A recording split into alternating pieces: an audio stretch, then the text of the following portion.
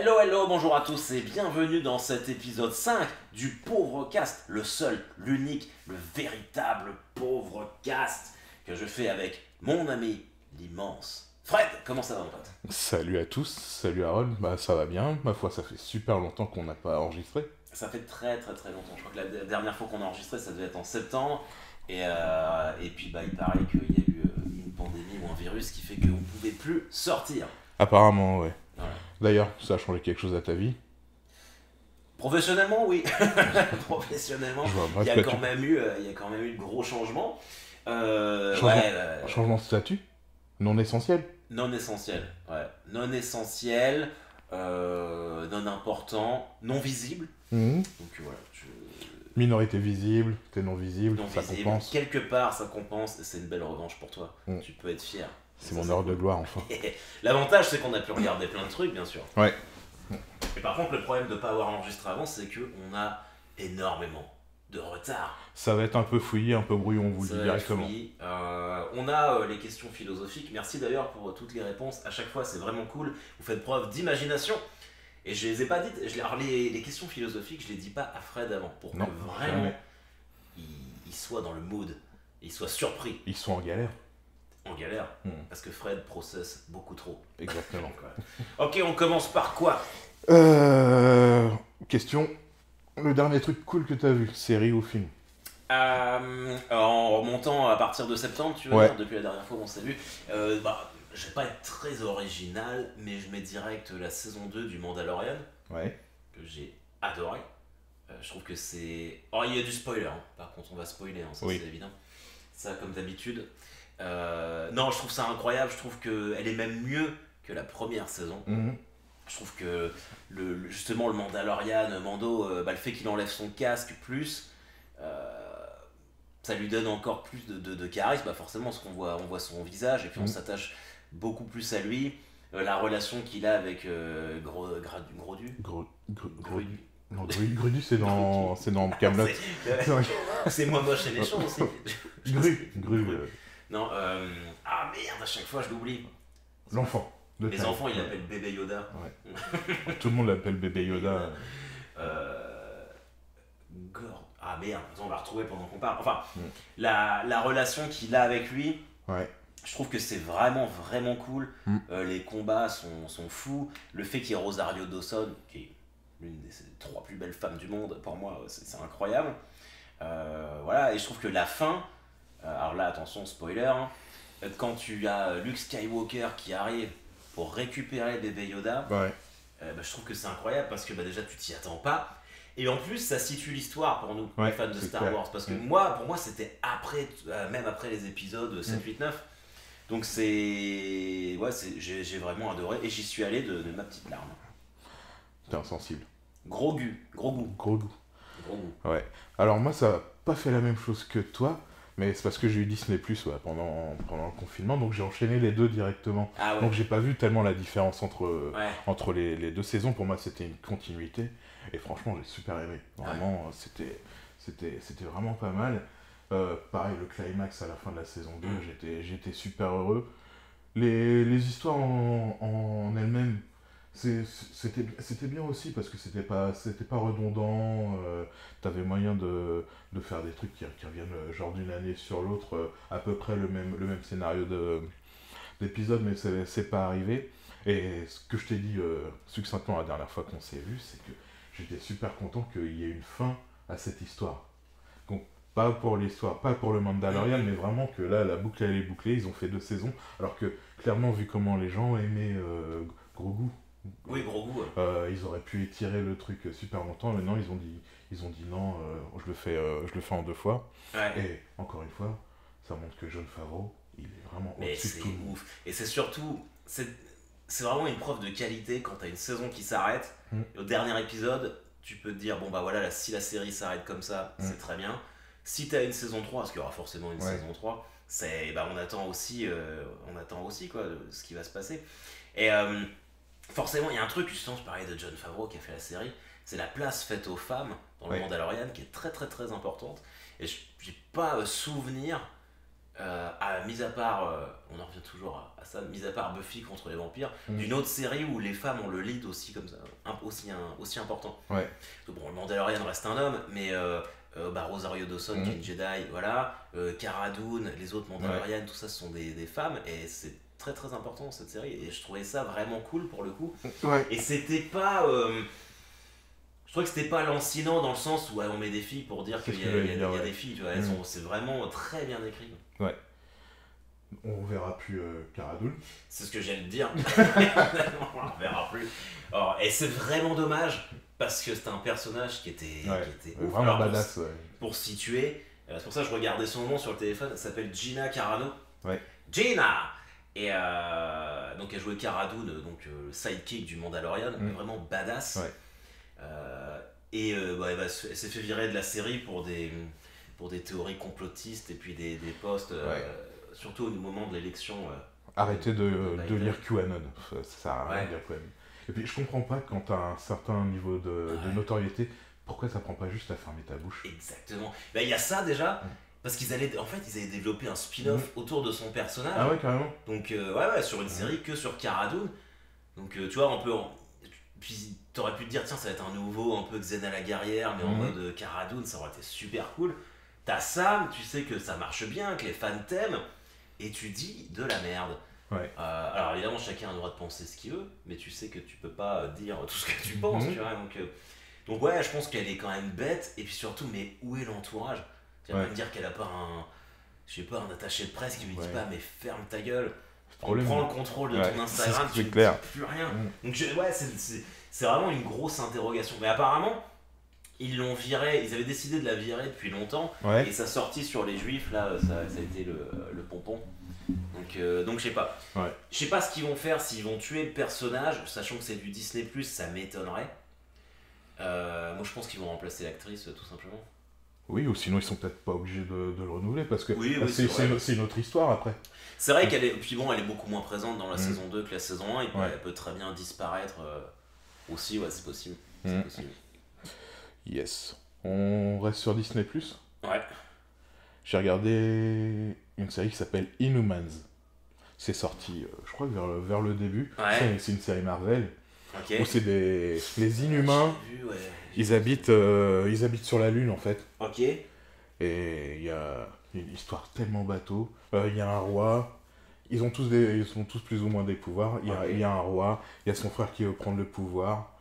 Et c'est ça. Donc le roi et le reste de sa famille se retrouvent sur Terre. Ils se rendent compte que les Terriens ils sont pas si méchants et tout ça. Okay. J'ai regardé ça parce que j'avais envie de finir et que c'est le confinement quoi. Mais ça a pas trop d'intérêt. Si, j'ai kiffé juste un personnage.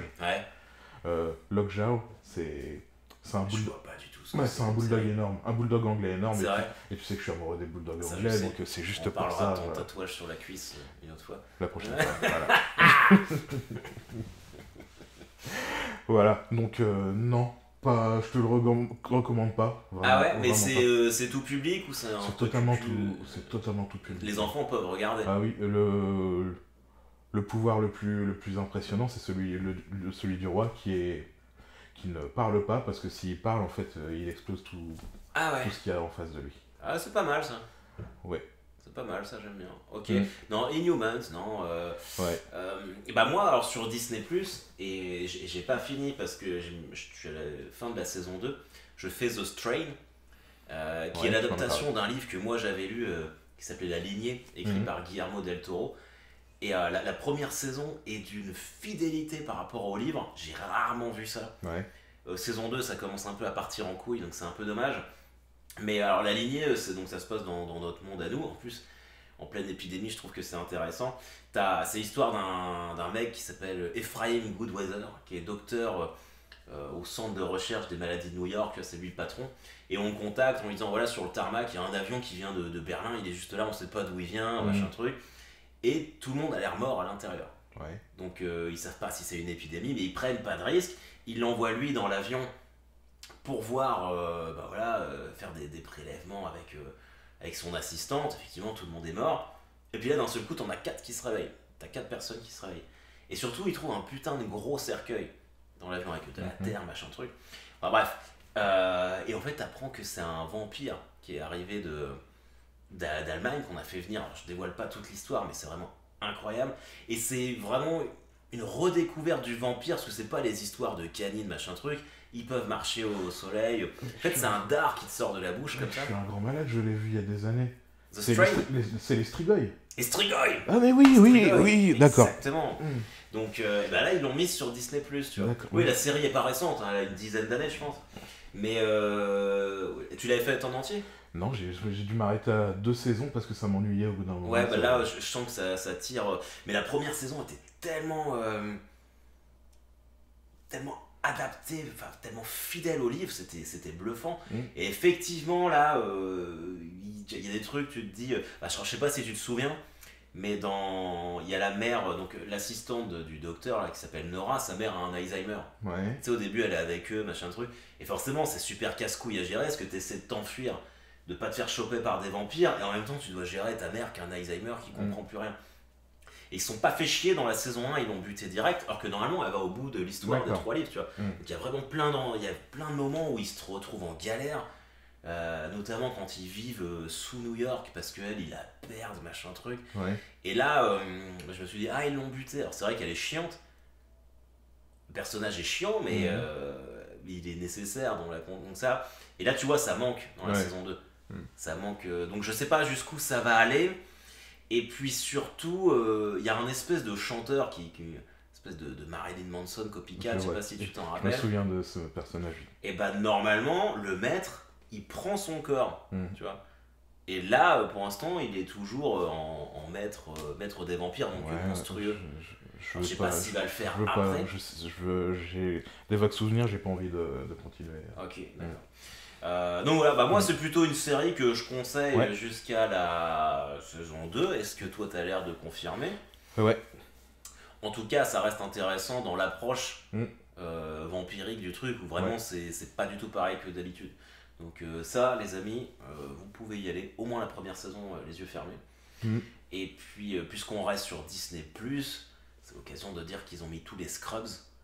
Et moi, je suis un... Alors, je sais pas toi... Oui, fan de Scrubs, sauf la dernière saison. Ouais, compte pas. On parle de la 9ème où il n'y a plus personne. Exactement. Oui, c'est eux les profs. Ah oui, mais il y a plus Zach Braff. Non. Il n'y a que Donald Faison. Ouais. Ouais, non, la dernière, je l'ai même pas fini, c'était pourri. Mais de la saison de 1 à 8... Et alors c'est marrant, c'est ce que je te disais la dernière fois quand on en a parlé en off. Scrubs, ça fait partie des séries, je peux pas les regarder en anglais, je suis obligé de regarder en français. Parce que la voix de Zach Braff, je la trouve mieux. Mais comme les films de Jim Carrey, j'ai du mal à regarder Jim Carrey en anglais. Je suis d'accord. Donc après les Simpsons, South Park, ça me fait pareil, mais ça reste des dessins animés, donc voilà. Mais Scrubs, c'est incroyable. J'adore ça. Disney+, je pense qu'il y a une dernière chose sur laquelle on doit aller. WandaVision, t'as pas fini, j'ai fini vendredi. À regarder. C'est différent. C'est différent. Et bah du coup oui, parce que quand on avait prévu d'enregistrer ce pauvre cast, on en a parlé, et je me suis mis à regarder la série, et vraiment j'étais pas spécialement pressé de la voir, je suis beaucoup plus pressé de voir le Faucon et le Soldat d'hiver. Moi c'est totalement le contraire, j'ai du mal avec ces personnages. Mais je pense que justement, ça va se jouer pour les fans Marvel à ça en fait. À l'approche et à l'intérêt et au désintérêt que t'as pour ces personnages. Moi je sais que la Vision, j'ai toujours trouvé qu'il était nul comme personnage. Quand Thanos il l'éclate, limite ça m'a fait plaisir. C'est pour ça que j'étais pas spécialement pressé à l'idée de regarder une série sur lui. Mais j'ai fait mes devoirs et j'en suis à l'épisode 3. Les 2 premiers, je les ai goinfrés direct parce que je trouvais que c'était vraiment... Il y avait un truc. Et alors, sans dévoiler quoi que ce soit, Vanda, enfin la sorcière rouge, parce que c'est ça en fait, la sorcière rouge et la Vision sont dans des vieilles séries télé. Donc les 2 premiers épisodes, c'est ma sorcière bien aimée. Mais après j'ai... c'est encore plus vieux que ma sorcière bien aimée, les références. Parce que... à chaque épisode, quelques jours après, je regardais ce que Captain Popcorn disait. C'est un youtubeur qui décrypte tout. Parce que c'est vraiment... comme je suis pas un super fan des Mm. comics et des Marvel, j'étais obligé de regarder ce qu'il disait pour voir tous les petits trucs. Toi, tu regardes l'épisode, Ah ouais. lui il va le regarder, le re-regarder, puis voir les petits détails, et ça remonte au truc des années 50, quoi, Ouais. limite. Donc c'est encore plus vieux que ma... Parce que ma sorcière bien aimée, les premiers ils étaient en noir et blanc Ouais, comme ça. ouais, mais c'est encore plus vieux. Ah ouais. Ouais. T'as les noms des séries Non, on va pas... Mais Allez, alors, sans dévoiler quoi que Mm. ce soit, d'après ce que j'avais vu sur Twitter, après il passe sur des modèles de séries type Malcolm. Ouais. C'est ça ouais. Ok. Malcolm, il y a aussi Modern Family, mais tu les repères directement. Ok. C'est pas caché, hein, Non, franchement. non, Ça... bah ça par contre, tu vois, c'est cool, mais c'est vrai que là, je suis passé moi au moment où il bascule en couleur, Mm. et j'ai dû m'arrêter au milieu du 3e épisode en me disant, oh, ça me casse les couilles. Ouais, mais je suis d'accord, mais faut se forcer parce que déjà, pour suivre la nouvelle phase du MCU, faut se taper Ça, faut se taper les les séries séries. et ça va upgrader. Vraiment, Ouais. faut se Non, mais forcer. de toute façon, je te fais confiance, et puis j'irai jusqu'au. Là, c'est fini ou pas? Ouais, c'est fini. Puis Ils ont mis que 9 épisodes. Ouais. C'est bizarre ce choix, 9 épisodes. Ouais, je ne En sais général, pas. c'est 8, 10. Mm. Ça fait des nombres Le pairs. dernier épisode est un peu plus long. Ouais. Et il y a 2 scènes cachées, parce qu'il y a une scène cachée à chaque fois après le... Mais moi, je suis resté, j'en ai pas vu. Bah, il y a toujours Bah, une petite vignette. Mais juste. Bah, après le générique de fin. Après, quand il repart sur la mire, Bah, en fait, là, tu vois, le premier épisode, Ouais. je suis resté jusqu'au générique en me disant, bah, c'est Marvel, Mm. il va y avoir un truc de fin. Ça m'a enchaîné Ouais. direct sur le deuxième. Ah, c'est peut-être parce que ça enchaîne direct. Moi, je les vois jour par jour à la sortie, donc il n'y a Ah, pas peut-être, de... bah, je sais pas. Donc, t'as Et des- après le deuxième, il y en avait pas non plus, Mm. du coup. Si, t'as des scènes post-crédit à chaque fois. Ah ouais, importante ou pas? Ouais. Ah bah merde, faut que je. Du Et coup, dans le j'ai dernier, des il y en a infos- 2. J'ai Faut... des informations qui me manquent. Mm. Parce que, ok. Euh, Alors, il y a du débat quand même. Tu vois, je suis allé sur. Donc, bah, toujours sur Twitter, en essayant de pas me spoiler ce qui se passe. Mais il y a vraiment des gens qui adorent et des gens qui détestent. Bah, moi, j'ai été... Comment faire ça sans trop spoiler? Parce que on a dit qu'on spoilait, mais Ouais. ça c'est pas très... Enfin, c'est récent, donc j'ai Mm. pas trop envie d'en dire beaucoup. C'est que je m'attendais à plus, sachant que c'est censé faire le lien pour Doctor Strange 2 qui sort en 2022. Ah ouais. Ouais. Avec Doctor Strange. Ouais. Ok. Mais alors, du coup, sans rentrer dans forcément les détails, et c'est ça qui fait que c'est succulent et que c'est épicé cette conversation. Forcément, ça se passe entre Captain America 3 et Infinity Wars, parce que la Vision il meurt. Il fait beau aujourd'hui. D'accord, ok, bon, voilà. Mm. Ok, d'accord. Bon, bah, on va Voilà, changer de voilà. sujet.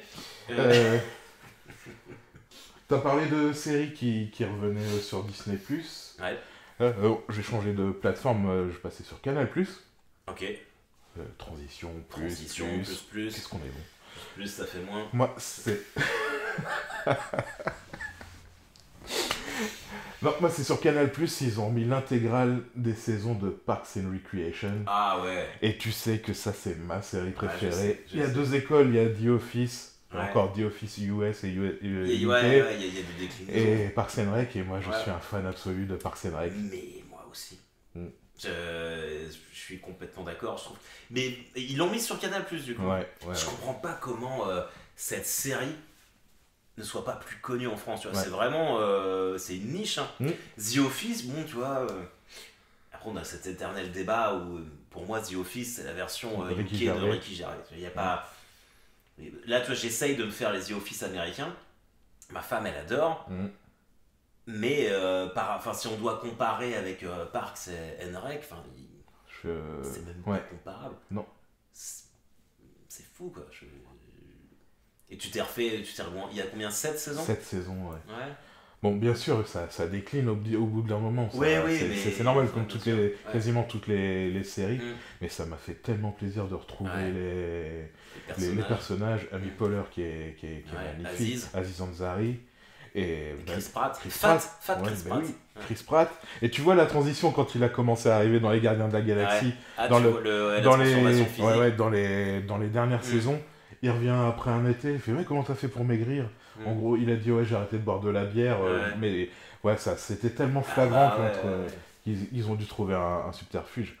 Vraiment, je vous conseille, si vous connaissez pas, que vous avez soit Canal+, soit Salto, je crois qu'ils sont sur Salto aussi. Ah ouais. Salto, c'est ce qui regroupe M6, TF1, France 2, avec des France séries. Télé, ouais. Ouais.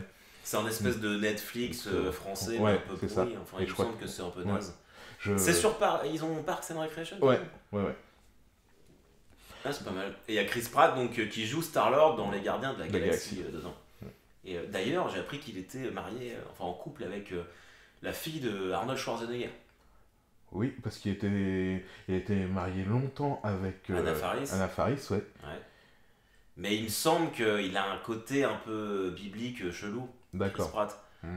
Genre très croyant, mais je me demande s'il n'y a pas de la scientologie ou je sais pas quoi. Ah oui, de toute façon, ils sont nombreux dans la scientologie. Ouais, donc, ouais, je vais peut-être prendre ma licence aussi là-bas.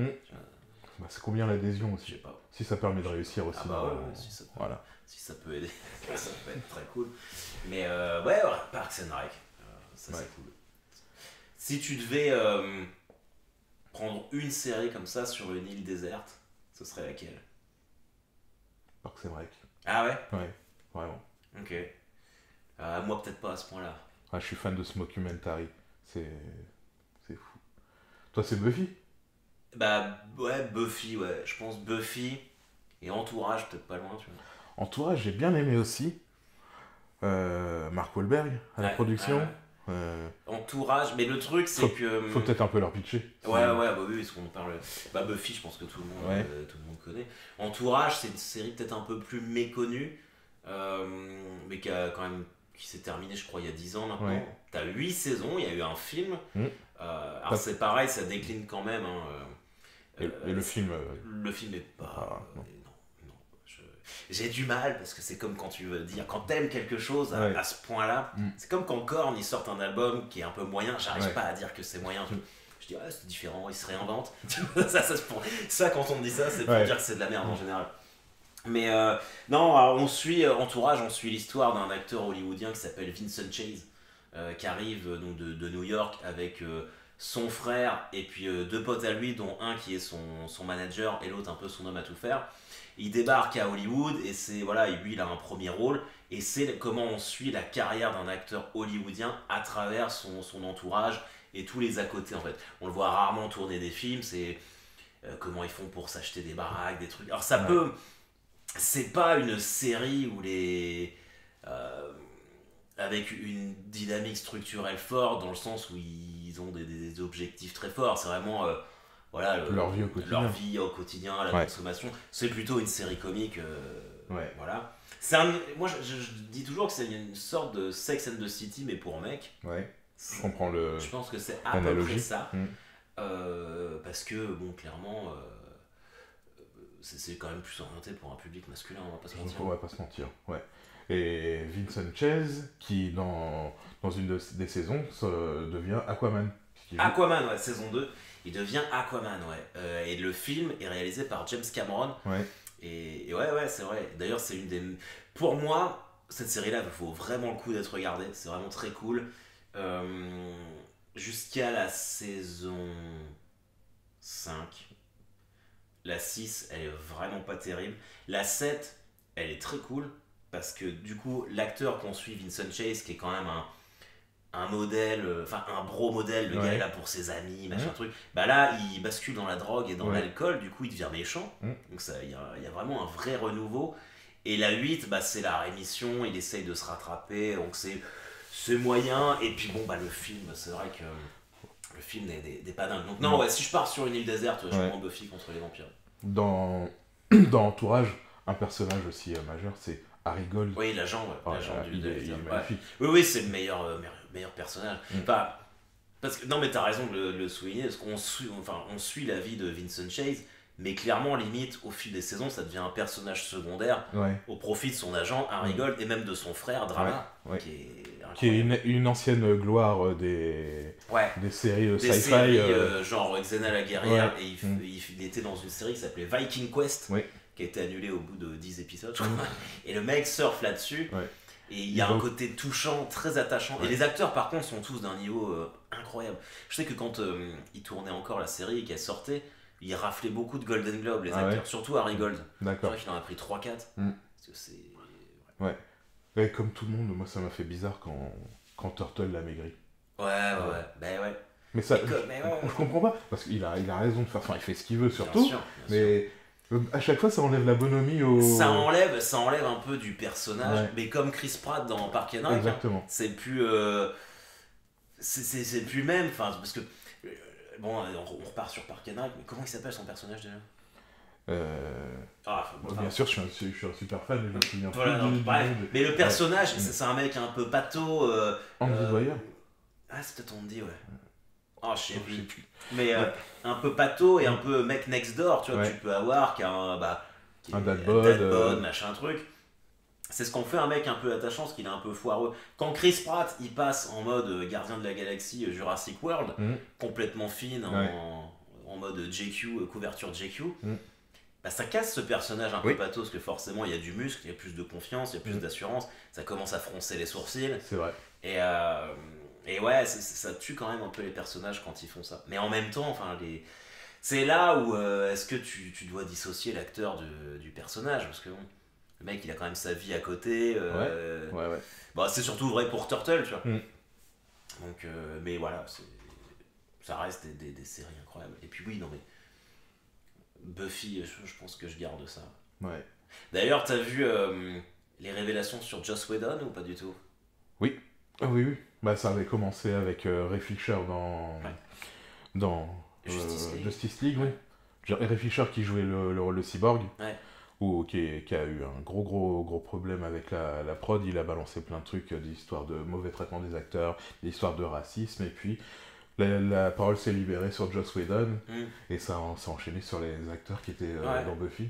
Alors Joss Whedon, pour faire un petit callback, quand il y a eu la Justice League, c'était Zack Snyder qui devait la réaliser. Mais il se trouve que sa fille est décédée pendant le tournage où il y a eu un gros drame, et que lui il n'a pas pu assurer. Et donc ils ont repris Joss Whedon qui parallèlement à ça avait lui réalisé Avengers 1 et l'ère d'Ultron, la plus belle merde de l'histoire de Marvel. Je me la suis refaite il y a 2 jours, l'ère d'Ultron. Ouais. T'as eu l'air de t'amuser. Chercher un truc pour faire la sieste. Non, donc c'était naze. Et du coup, on va après rebondir sur la Justice League. Et il a fait la Justice League. Et il se trouve que, donc voilà, que le mec, a priori, a fait le tyran sur le set de la Justice League. Ce qui m'étonne quand même, quand t'as des mecs comme Ben Affleck à diriger. Ouais. Donc voilà, je pense qu'à mon avis, il faisait le tyran avec Ray Fisher parce que, bah voilà, t'as moins de notoriété, t'es pas connu, machin truc. Et donc une fois que Ray Fisher, le mec qui joue Cyborg, a fait exploser ça en disant que Joss Whedon, en gros, c'était un connard, et bah t'as plusieurs acteurs de Buffy contre les vampires, notamment Charisma Carpenter qui jouait Cordelia, qui a dit ouais, effectivement, c'était les pires années de ma vie, machin truc, tout ça. Et le pas s'est emboîté avec les autres actrices, notamment Sarah Michelle Gellar qui joue Buffy, et donc quand elle te dit... je crois que sa déclaration, c'était un post sur Instagram où elle a dit voilà, si toute ma vie je serais fier de voir mon nom associé à Buffy Summers, plus jamais je veux que mon nom soit associé à Joss Whedon. D'accord. Et c'est d'une violence. Et surtout, là, comme on dit qu'il n'y a pas de fumée sans feu parfois, là quand t'as tout le monde, quand tu fais l'unanimité contre toi, il y a toujours un moment où il faut se poser les bonnes questions. Et lui, il n'a pas rebondi ou quoi que ce soit, hein. Il se terre. Donc je pense que Joss Whedon, on va pas le revoir avant un moment. Alors c'est par rapport à ce qu'il a fait pour... c'est quand même un mec de talent, je pense pas qu'on puisse se mentir. Mais sous ça, c'est bien que ça change, quoi. Genre, les mecs qui pètent les plombs, qui sont... Mais il y en a plein d'autres. Je pense que voilà. On n'a pas fini d'entendre des histoires comme ça. Même en France. Oui. Même en France, ça va enchaîner là. Bon, on reste sur du Oui. Un peu joyeux. Un peu joyeux. Un peu joyeux. Tu parlais de DC et de la Justice League. Il n'y aurait pas un Snyder Cut Il n'y aurait pas un petit Snyder's Cut. Alors, toi et moi, on en a déjà parlé dans les différents pauvres casts. On est quand même assez d'accord pour se dire que... Ça ne sera quand même pas un bon film. Voilà. Le film, à la base, est nul. Ouais. Enfin, est nul. Je l'ai re-regardé il n'y a pas longtemps. Je pense quand même que l'ère d'Ultron est au-dessus. Donc il a quand même réussi à faire pire. Il a quand même réussi à faire pire que l'ère d'Ultron. Ouais. Mais ça reste regardable oui. un samedi après-midi avec des Kinder Maxi Surprise et un verre d'Ice Tea. Ouais. Mais par contre, la sortie, je comprends pas. Donc c'est sur HBO Max. Ça va sortir au final à la même date, c'est le 16 mars, un truc comme 18 ça. 18 mars. Ouais. À la même date qu'aux États-Unis, en France. Ouais. Mais on n'a pas HBO Max, donc il va falloir faire une VOD sur une des plateformes. Non, mais alors, d'après ce que moi j'ai vu, je sais pas si c'est un fake ou pas, mais j'ai vu que ça serait sur Amazon Prime. Ouais, mais en location. En loc. Parce que sur Amazon Prime, tu peux Ah louer ouais. Ah, je sais pas. Ah, je sais pas ça. Bah, sinon on va streamer, hein. Genre, c'est pas bien compliqué. Mais... Illégal, pas bien. Ouais, non, pas bien. Mais bon, quand t'as pas le choix. Exactement. Non, mais s'ils le font, je sais plus, c'était Mulan ou au début quand ça c'était sorti, c'était genre 20 balles, Oui, c'était un scandale. Ouais. Sur Disney+, au moment du confinement, ils avaient décidé que Mulan n'allait pas sortir au cinéma, mais directement sur Disney+. Et il me semble que c'était genre $26 pour voir le film.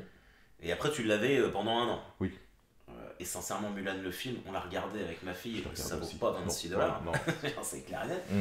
Et puis ils n'ont pas eu le choix parce que personne n'aurait payé ça, donc ils ont fini par le mettre gratos. Mais à côté de ça, Black Widow, le film sur Natasha Romanoff, Scarlett Johansson, lui, ils l'ont pas sorti. Parce ils en avaient parlé. Ils s'étaient dit que si Mulan c'était un succès commercial et que les gens payaient vraiment 26€, ils le feraient avec Black Widow. Et du coup, je pense que là, par contre, ils vont attendre, parce qu'à mon avis, c'est un peu plus... Mais je crois qu'il sortira pas en France sur les écrans. J'ai cru lire un truc sur écran large, puisque c'est déjà sorti... Black Widow c'est pas sorti aux États-Unis. Il y a eu un blé, mais je suis pas sûr que ça arrive pas directement en DVD ou en plateforme. J'ai pas entendu ça. Mais je sais que c'est pas sorti aux États-Unis. C'est pas sorti aux États-Unis. Au cinéma, en tout cas. Ça, c'est sûr. Ah non, c'est Wonder Woman 1984, pardon. Ah oui. Oui. Mais ça doit ressortir. Bah, la sortie avait été décalée, je crois, en avril ou en mai. Bon, faut pas se mentir, ça sera pas rouvert d'ici là. Enfin, j'y crois pas une seule seconde. Donc ouais, je sais pas. Peut-être que ça sera acheté par une plateforme. Parce que là, c'est la Warner. Ouais. Donc peut-être sur Netflix ou... Mais enfin, l'argent qu'ils perdent. L'argent qu'ils perdent. Donc finalement, est-ce que tu fais pas mieux d'attendre même encore un an avant de balancer ton film? Et je crois que l'idée de Black Widow, c'est un peu ça en fait. D'être patient pour parce que quand ça va être possible, les gens ils vont se ruer vers le cinéma. Genre moi j'ai qu'une hâte, c'est ça. Ça d'aller faire un Del Arte et puis d'aller direct voir un film à l'UGC, tu vois. Même un film en français. Ouais. Mais clairement, j'ai pas envie de payer 20€ pour regarder le Snyder Cut chez moi. Non, bah bien sûr que non. Non. Et alors ce que je comprends pas, et ça on pourrait peut-être avoir s'il y a des fans de Zack Snyder, parce qu'il a une grosse fanbase. Ce qui pour moi est assez inexplicable. Parce que je veux dire, à part les 3 premiers films qu'il fait, le reste, c'est de la merde. J'ai bien conscience que le mot est fort, mais Man of Steel, c'est catastrophique. Batman versus Superman, à part les moments de Batman qui sont un peu cool, je trouve ça vraiment bien. Il me semble qu'il est plus ou moins impliqué dans Suicide Squad. Au niveau de l'écriture et de la prod, c'est quand même une belle merde ça. Et que voilà, bon, ils refont. Donc là, c'est la Snyder's Cut, mais je pense que le film est tellement nul. Tu peux pas rattraper ça en mettant 2-3 scènes en noir et blanc et en mettant le Joker de Jared Leto, où ils se désavouent eux-mêmes parce qu'ils enlèvent les tatouages, ils mettent des cheveux longs, mais t'as toujours l'impression de voir un chanteur de métal plutôt que le Joker. Non, je crois pas que ça va être un bon film, mais on va quand même le regarder. Bien sûr. Ça c'est, y a pas mal de films comme ça où tu sais que ça va pas être un bon film, mais tu veux le regarder. Transition, Mortal Kombat. Putain. Alors là, par contre, je vais apporter des nuances. Moi, je suis sûr que ce sera pas un bon film, mais j'ai qu'une envie, c'est le voir. Mais c'est marrant parce qu'on a vu on a vu je regardais le trailer chez moi et je reçois un WhatsApp de Fred qui me fait est-ce que t'as vu le trailer de Mortal Kombat?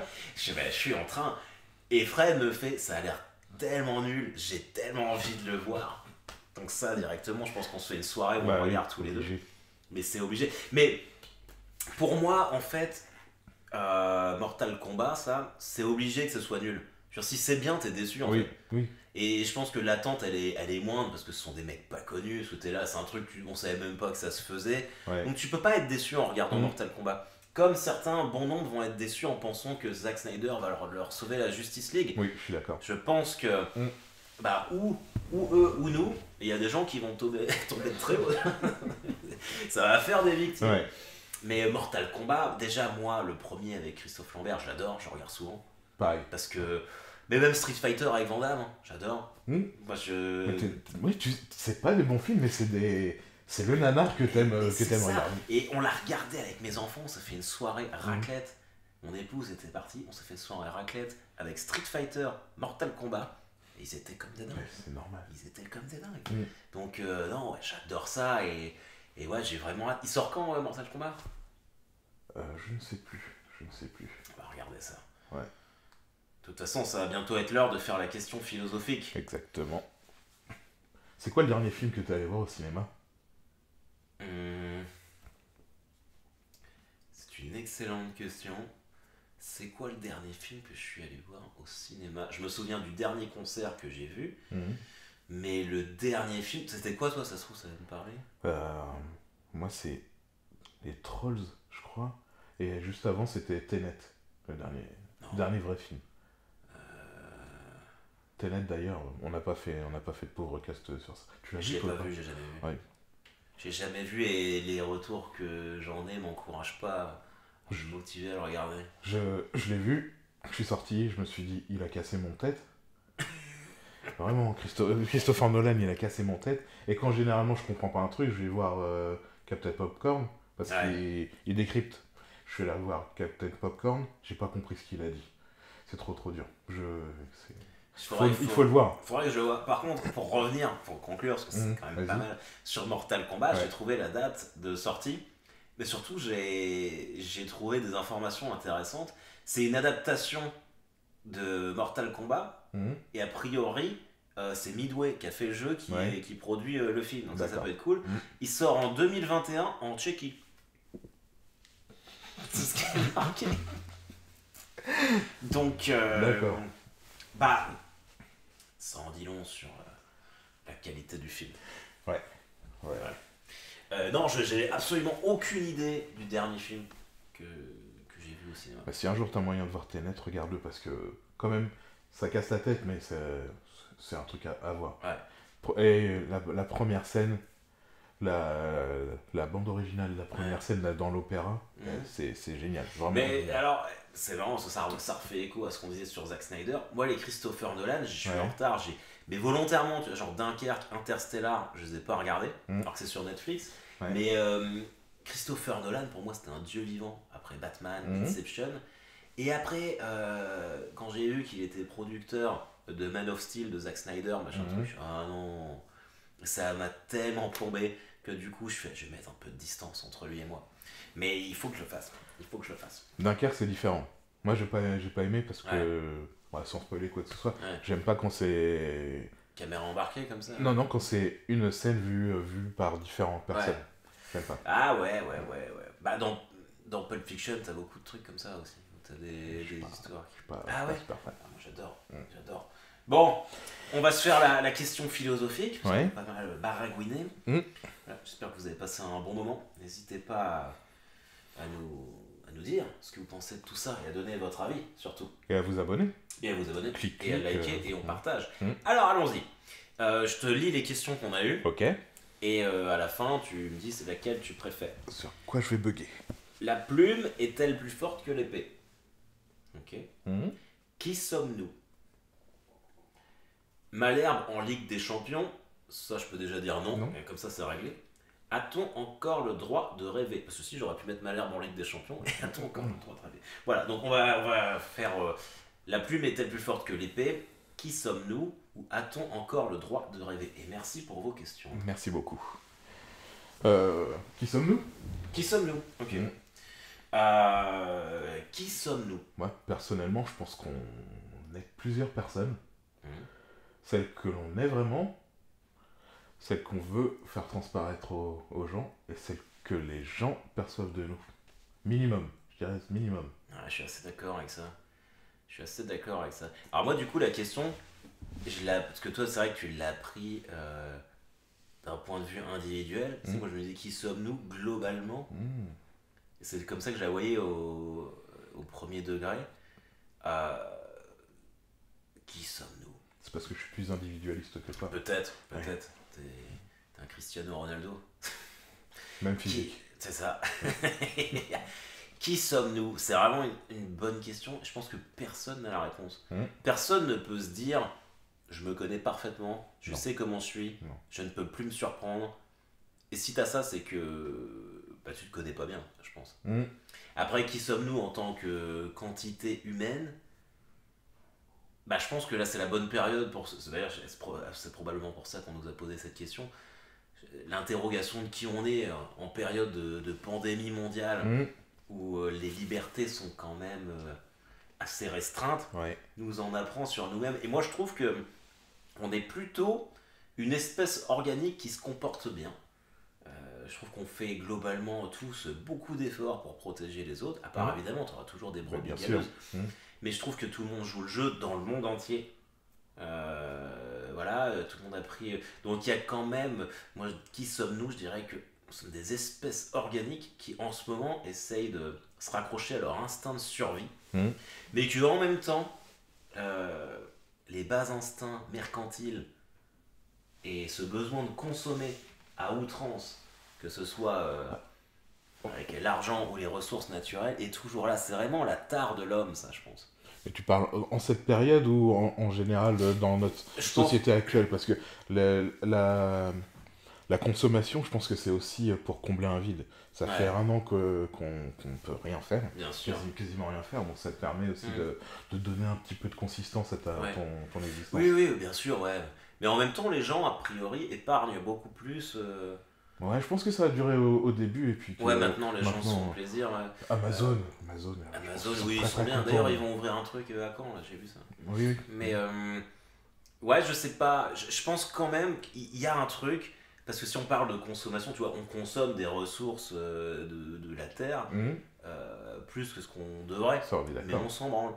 Tu vois. On se met à découvert, quelque part. Oui. Donc je sais pas, je pense qu'il y a un vrai truc où l'être humain n'est jamais rassasié et on sera l'outil de notre propre destruction. Ouais, tu penses un peu qu'on est des cigales, quoi. On va à un endroit, on bouffe tout ce qu'il y a à bouffer, et puis on va chercher un nouvel endroit. Sauf qu'il n'y a pas de terre on a réussi à aller mettre un robot sur Mars. Ouais. Ils ont rien demandé, tenez, un robot. C'est ça. Donc, qui sommes-nous? Ouais, mais ça prouve qu'on est en train de chercher un nouvel endroit à pourrir, quoi. Bien sûr, évidemment. Au lieu de se dire que on pourrait essayer de faire moins, mais c'est facile à dire en fait, faut faire moins, faut moins consommer, et on va améliorer la terre et comment on la gère, mais c'est tellement facile à dire, mais au final, au quotidien, tout le monde fait comme ça. Je sais que si personne ne le fait, ça va jamais réussir, mais c'est super dur de se dire, ouais, je vais pas déconsommer, mais va avoir les choses. Non, mais il y a quand même... et ça, tu vois, c'est toujours pareil. Je pense vraiment qu'on est trop dur avec nous-mêmes. Ça répondra aussi à la question de savoir qui nous sommes. Parce que si tu prends il y a 30 ans, il y a 40 ans, quand nos parents avaient nos âges à nous, alors évidemment, ils avaient une information moindre par rapport... puisqu'on là, on est sur le niveau écologique, mais tu vois, tout ce qui a été fait depuis, le fait de recycler la fibre, enterrer les câbles électriques, machin, on a quand même fait des trucs. C'est juste que c'est pas parfait, mais c'est pas comme si depuis 30 ans on allait tous encore balancer nos poubelles dans les décharges publiques, ça n'existe plus ça. Donc on n'en est pas tous à recycler nos piles, ça c'est clair.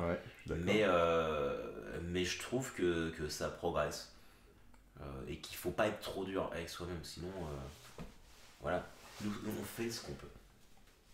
Donc qui sommes-nous? Les gens qui faisons ce qu'ils peuvent. Je pense que globalement c'est ça. On est une espèce qui fait ce qu'elle peut. et qui fait pas si mal que ça, même si tout est pas parfait. Mais et c'est ça, tu vois. Je pense que c'est un bon message de conclusion. Dites-vous bien, les amis, que vous faites ce que vous pouvez. Nous ne sommes pas parfaits. On n'est pas parfait. Mais on est là. Et on est content d'être là. Et ça me semble bien, ça, comme fin. Comme fin, c'est sympa. C'est pas mal. Merci de nous avoir Merci écoutés à tous. et de nous avoir regardés. On va faire les relous, comme tout le monde. Hein. Encore une fois, abonnez-vous. Abonnez-vous. Cliquez, faites des j'aime. Likez, j'aime, partagez. Et surtout, nous on aime bien quand il y a des commentaires sur lesquels on peut... Ouais, c'est vraiment cool quand on reçoit, quand je poste et que vous mettez des questions, c'est vraiment super pour nous.